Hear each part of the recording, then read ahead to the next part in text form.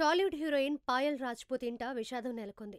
ఆమె తండ్రి విమల్ కుమార్ రాజ్‌పుత్ కన్నుమూశారు. ఈ నెల 28న సాయంత్రం హైదరాబాద్‌లో అనారోగ్యంతో తుది శ్వాస విడిచారు.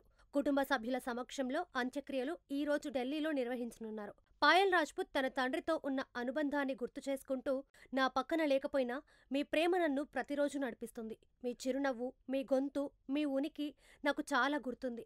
మీరు ఈ ప్రపంచం నుండి వెళ్ళిపోవచ్చు, కానీ నా హృదయం నుండి ఎప్పటికీ వెళ్ళిపోరు. లవ్ యూ నాన్న అంటూ పోస్ట్ చేసింది.